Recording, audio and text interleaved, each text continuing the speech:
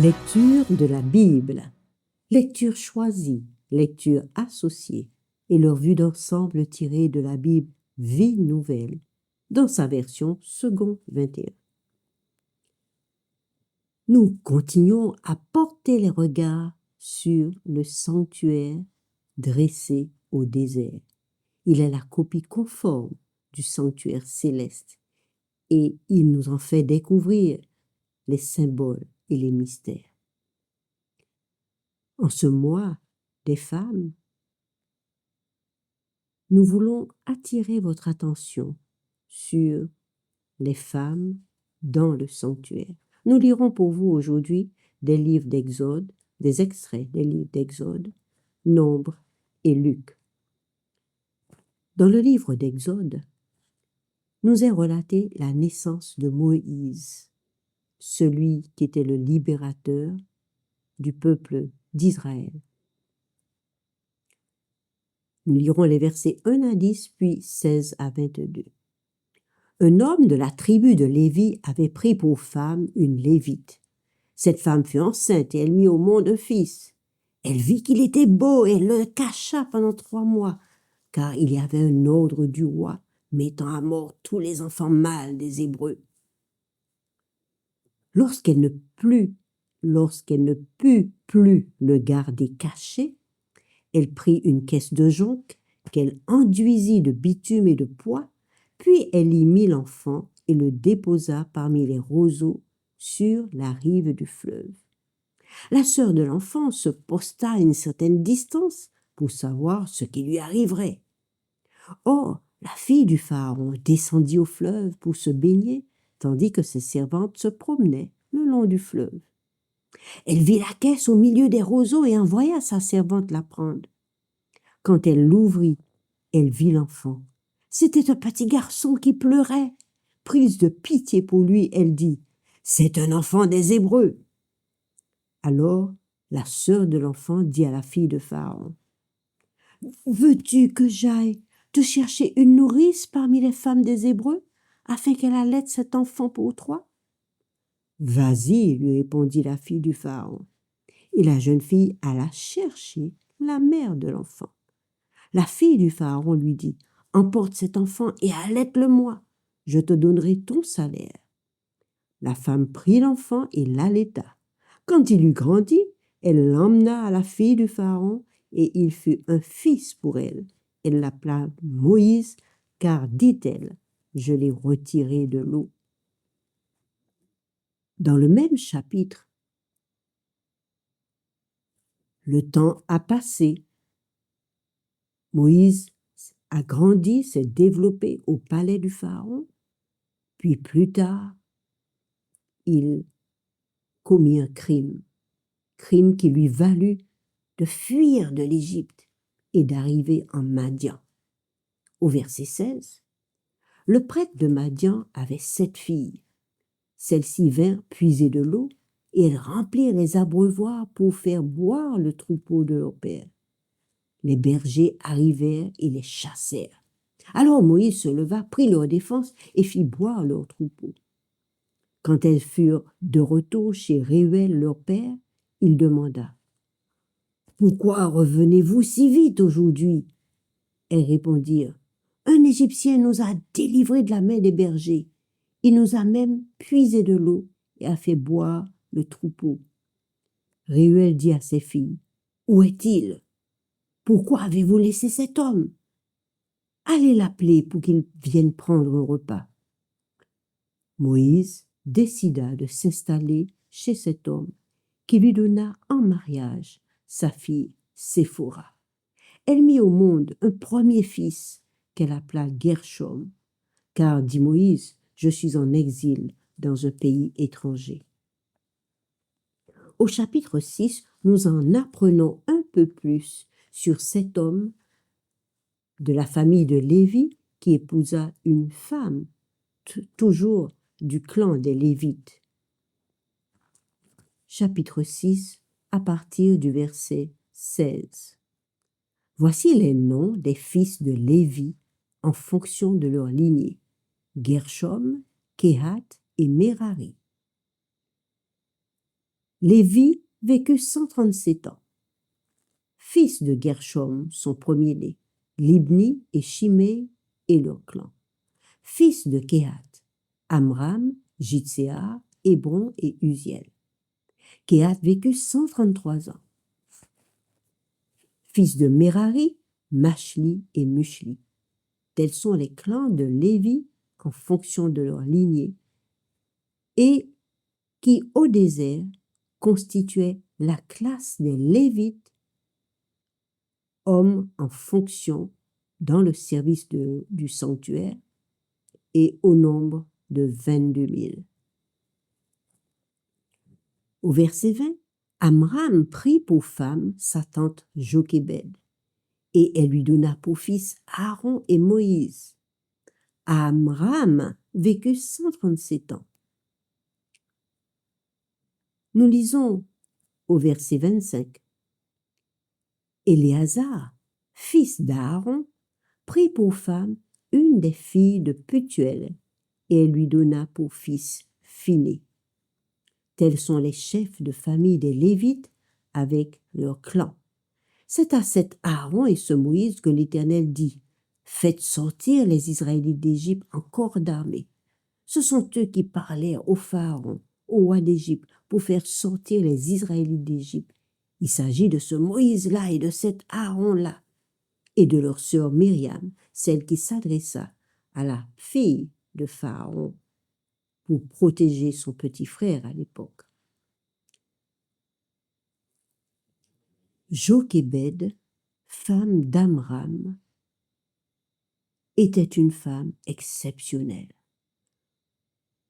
Voir ses 3 enfants comme leaders du peuple d'Israël au service de Dieu et du sanctuaire est absolument admirable. Il fallait que Jochébed fasse l'instruction, l'éducation de ses 3 enfants, leur inculquant la crainte de Dieu, leur inculquant l'obéissance à Dieu. Et ses efforts furent récompensés car elle forma là 3 leaders pour l'Éternel. Séphora, femme de Moïse, nous le verrons dans un incident plus tard, elle se distingua parmi les femmes du sanctuaire. Marie également, sœur de Moïse, nous la retrouvons dans le livre des Nombres au chapitre 12. Arrêtons-nous sur Élie-Shéba, femme d'Aaron. Bien qu'elle soit très peu citée, Élie-Shéba, dans l'ombre, travaillait à l'éducation également de ses fils. Elle eut 4 fils. Nous lisons pour vous Nombre chapitre 3. Voici l'histoire d'Aaron et de Moïse à l'époque de l'Éternel, à l'époque où l'Éternel parla à Moïse sur le mont Sinaï. Voici le nom des fils d'Aaron: Nadab, l'aîné, Abihu, Éléazar et Ithamar. Tel est le nom des fils d'Aaron. Ils furent désignés par onction comme prêtres et établis dans leurs fonctions en tant que prêtres. Nadab et Abihu moururent devant l'Éternel lorsqu'ils apportèrent du feu étranger devant lui, ce qu'il avait interdit. Ils n'avaient pas de fils. Éléazar et Ithamar officièrent comme prêtres aux côtés de leur père Aaron. Un détail du chapitre 3 de Nombres au verset 32 nous est donné. Le chef des Lévites était Éléazar, le fils du prêtre Aaron. Il supervisait les hommes chargés de la responsabilité du sanctuaire. Quel titre honorifique! Chef des chefs. En même temps que le droit d'aînesse qu'il acquit, puisque son frère aîné mourut, Éléazar devint chef de clan et ensuite chef de tous les chefs des Lévites au service du sanctuaire. C'est dire la compétence de l'homme, son sens des responsabilités, mais aussi son habileté à manager, à diriger, sa ferme autorité et également sa justice. Critères qui comptaient énormément dans le choix des chefs. Mais derrière tout cela, un Aaron occupé à aider son frère Moïse, il y avait une femme. Cette femme, Élishéba, a son pesant d'or dans l'éducation de ses fils. Nous arrivons au livre des Nombres, chapitre 12, et lirons un récit inédit concernant Séphora. À partir du chapitre 12, à partir du verset 1er, Myriam et Aaron parlèrent contre Moïse au sujet de la femme éthiopienne, la femme cushite qu'il avait épousée. En effet, il avait épousé une femme cushite. Ils dirent: est-ce seulement par Moïse que l'Éternel parle? N'est-ce pas aussi par nous qu'il parle? Il faut qu'il renvoie cette femme. L'Éternel l'entendit. Or, Moïse était un homme très humble, plus humble que n'importe quel homme à la surface de la terre. Soudain, l'Éternel dit à Moïse, à Aaron et à Myriam: vous trois, allez à la tente de la rencontre. Et ils y allèrent tous les trois. L'Éternel descendit dans la colonne de nuée et se tint à l'entrée de la tente. Il appela Aaron et Myriam, qui s'avancèrent tous deux. Il dit: écoutez bien mes paroles. Lorsqu'il y aura parmi vous un prophète, c'est dans une vision que moi, l'Éternel, je me révélerai à lui. C'est dans un rêve que je lui parlerai. Ce n'est pas le cas avec mon serviteur Moïse. Il est fidèle dans toute ma maison. Je lui parle directement, je me révèle à lui sans énigme, et il voit une représentation de l'Éternel. Comment se fait-il que vous n'ayez pas eu peur de parler contre mon serviteur Moïse? La colère de l'Éternel s'enflamma contre eux, il s'en alla, et la nuée se retira de dessus la tente. Et voici que Myriam était frappée de lèpre, elle était blanche comme la neige. Aaron se tourna vers Myriam et vit qu'elle avait la lèpre. Alors il dit à Moïse: de grâce, mon Seigneur, ne nous fais pas supporter les conséquences du péché que nous avons eu la folie de commettre et dont nous nous sommes rendus coupables. Qu'elle ne soit pas comme l'enfant mort-né qui sort à moitié décharné du ventre de sa mère. Moïse cria à l'Éternel en disant: ô Dieu, je t'en prie, guéris-la. Et l'Éternel dit à Moïse: si son père lui avait craché au visage, ne serait-elle pas pendant 7 jours un objet de honte? Alors qu'elle soit enfermée 7 jours à l'extérieur du camp, après quoi on l'y réintégrera. Myriam fut enfermée 7 jours à l'extérieur du camp, et le peuple ne partit pas jusqu'à sa réintégration. Nous lirons en supplément dans le livre de Luc, au chapitre 1, Marie, visitée par l'ange Gabriel, reçoit la bonne nouvelle d'un sauveur, un Messie qui lui était donné de porter. Alors elle se rend en visite chez Élisabeth. Qui était Élisabeth? Nous pouvons le découvrir dans Luc au chapitre 1er à partir du verset 5. Durant le règne d'Hérode sur la Judée, il y avait un prêtre du nom de Zacharie de la classe d'Abia. Sa femme était une descendante d'Aaron et s'appelait Élisabeth. Tous deux étaient justes devant Dieu. Ils suivaient d'une manière irréprochable tous les commandements et toutes les lois du Seigneur. Ils n'avaient pas d'enfants parce qu'Élisabeth était stérile et ils étaient l'un et l'autre d'un âge avancé. Or, pendant que Zacharie remplissait sa fonction de prêtre devant Dieu, c'était le tour de sa classe.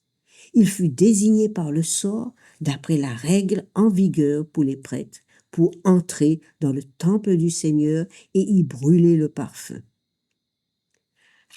Alors un ange du Seigneur apparut à Zacharie et lui annonça que sa femme Élisabeth serait enceinte. Ta femme Élisabeth te donnera un fils et tu l'appelleras Jean. Il sera pour toi un sujet de joie et d'allégresse, et beaucoup se réjouiront de sa naissance. Il sera grand devant le Seigneur. Et au verset 18, Zacharie dit à l'ange, « À quoi reconnaîtrai-je cela? En effet, je suis vieux et ma femme est d'un âge avancé. » L'ange lui dit, « Je suis Gabriel, je me tiens devant Dieu. J'ai été envoyé pour te parler, pour t'annoncer cette bonne nouvelle. » Au verset 26, 21 jusqu'à 26. Cependant, le peuple attendait Zacharie et s'étonnait qu'il s'attarde si longtemps dans le temple. Quand il sortit, il ne pouvait pas leur parler et ils comprirent qu'il avait eu une vision dans le temple. Il s'exprimait par signes et il resta muet. Lorsque ses jours de service furent terminés, il rentra chez lui. Quelque temps après, sa femme Élisabeth fut enceinte. Elle se cacha pendant 5 mois, disant, « C'est l'œuvre que le Seigneur a faite quand il a porté le regard sur moi pour enlever ce qui faisait ma honte parmi les hommes. » Au verset 26, le 6e mois, l'ange Gabriel fut envoyé par Dieu dans une ville de Galilée appelée Nazareth. Et c'est là qu'il se révèle à Marie qui devait porter l'enfant Jésus. Nous passons au verset 39. À la même époque, Marie s'empressa de se rendre dans une ville de la région montagneuse de Juda. Elle entra dans la maison de Zacharie et salua Élisabeth. Dès qu'Élisabeth entendit la salutation de Marie, son enfant remua brusquement en elle, et elle fut remplie du Saint-Esprit. Elle s'écria d'une voix forte, « Tu es bénie parmi les femmes, et l'enfant que tu portes est béni. Comment m'est-il accordé que la mère de mon Seigneur vienne vers moi? En effet, dès que j'ai entendu ta salutation, l'enfant a tressailli de joie en moi. Heureuse celle qui a cru, parce que ce qui lui a été dit de la part du Seigneur s'accomplira. » Cette autre femme, Élisabeth, fut la première à bénir le Messie, l'enfant Dieu en gestation. Quel privilège! Quelle joie! Quant à Jochébed, femme d'Amram, sacré Jochébed, qui consacra son temps à la crainte de Dieu et qui fit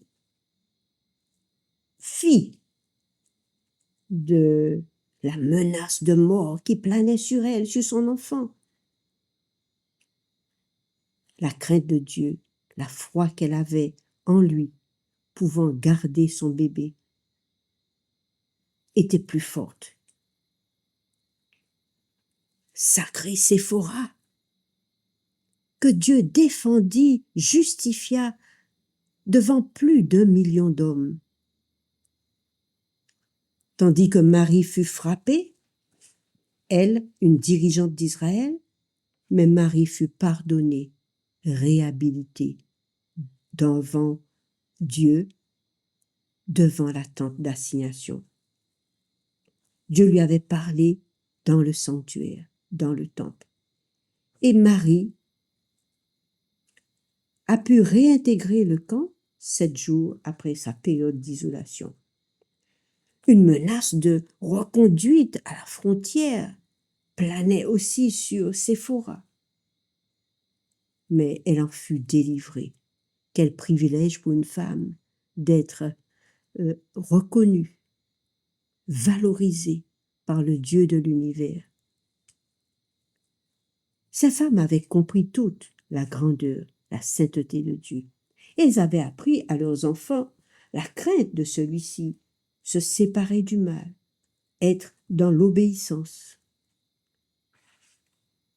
Soulignons bien que Éléazar, grâce à l'éducation de sa mère, devint le chef des chefs.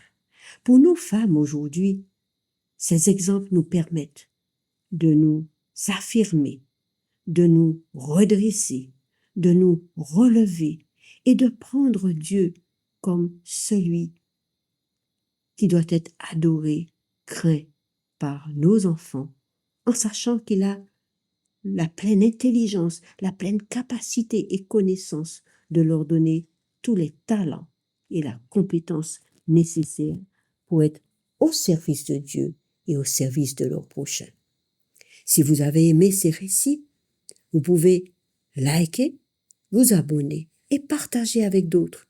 Et nous poursuivons au cours de ce mois de mars, mois de la femme, d'autres récits de femmes à notre prochaine vidéo. Que Dieu bénisse toutes les femmes.